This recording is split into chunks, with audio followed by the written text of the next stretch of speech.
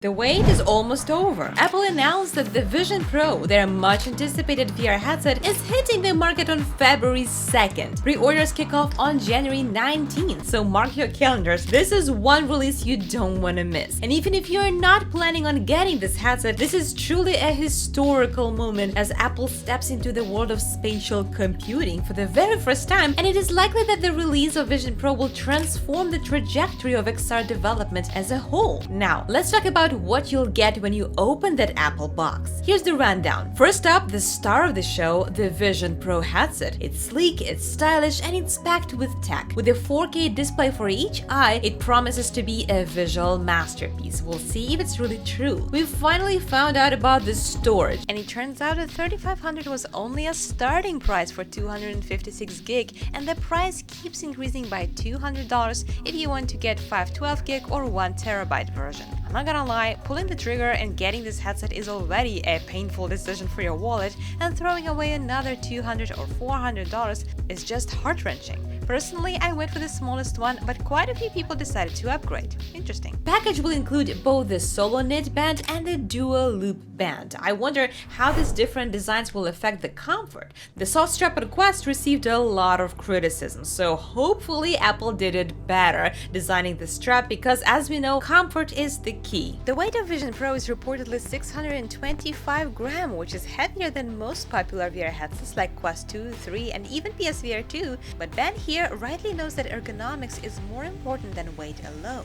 While weight alone doesn't automatically mean that the headset will be uncomfortable, the fact that it has a soft strap, well, even with two different designs, it makes me a bit worried. What about you? You will also find a light seal and two light seal cushions, which is basically like a facial interface with light blockers to help you get immersed in VR without any distractions. Also, there will be a USB-C charging cable and a power adapter, a polished cloth, and a cover. Apple's also offering optional add-ons. Prescription lenses will be available, readers for $99, and custom prescriptions for $149. It is a nice touch for those who need it, ensuring that everyone can get the full Vision Pro experience, but I think that it's a big miss, because holy hell, $150 for prescription lenses on a headset that already cost $3,500? It is a big disappointment if you ask me. The whole price point is disappointing, and it's making me wonder, is Vision Pro truly going to be revolutionizing VR, or is it just Apple flexing its reputation and tech muscles? They're certainly laying out some groundwork turning to pop culture to convince users that wearing goggles is actually cool, as we can see it in their brand new trailer, which instead of featuring the novel features of Vision Pro and telling us why it's cool, it depicts various scenes from movies and cartoons as if trying to normalize wearing goggles, nay, make it feel superior. Still, don't underestimate the dedication of hardcore Apple fans. With Apple's reputation of setting new standards and their vast resources, the Vision Pro might just be the catalyst that accelerates the adoption of XR technology in the mainstream markets, of course, price permitting. Regarding the price, I'm sure that it will start with Apple's fanboys, and perhaps it will expand beyond, which is something I honestly want to see. Another important aspect to consider is the impact on content creators and app developers. With the Vision Pro, we might see a surge in development of the new VR and AR applications and content specifically tailored for Apple's ecosystem. The launch of the Apple Vision Pro is not just about a new gadget hitting the market. It is a pivotal moment that, if done right, it could reshape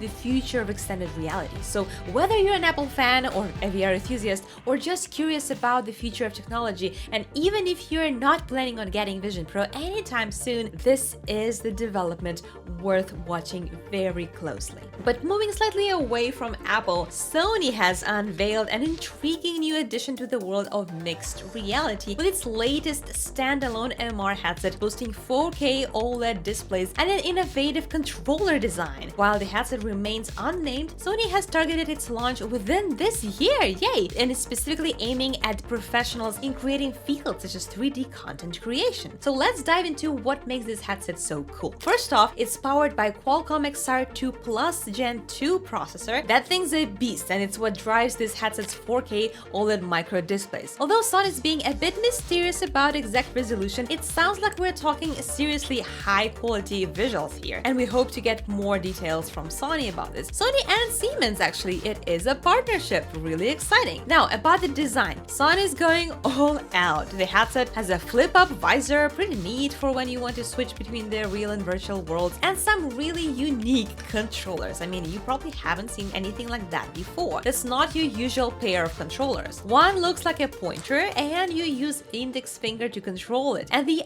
other one is like a small ring that works with your thumb. Sounds like it could make creating and moving stuff in 3D way more intuitive if you're used to it. Sony's pitching this headset as the perfect tool for people who work with 3D content, and I wonder if Quest Pro was supposed to be kind of that. As I've mentioned, they're even teaming up with Siemens to make sure that the headset works smoothly with Siemens NX CAD software, and that's a big deal for professionals in design and architecture. We're still a bit in the dark about what kind of operating system the headset will use. It is likely going to be based on Android, but it's not clear how Sony is going to tweak it. A big question on everyone's mind is whether the headset will be OpenXR compatible, which would make it play nice with a bunch of different apps and software, or if it's going to stick to Sony's own stuff. As for the price, the exact release date, Sony's keeping this hush-hush for now, but they promise it's coming out this year. All in all, Sony's new MR headset is shaping up to be a pretty much of a game changer, especially for people who make living in the world of 3D content creation. It's not just another VR headset, it looks like it's a tool that could change how professionals work and how they create in a meaningful way. Of course, we would need to see whether it works the way it's supposed to, so that we don't get another disappointment like our Quest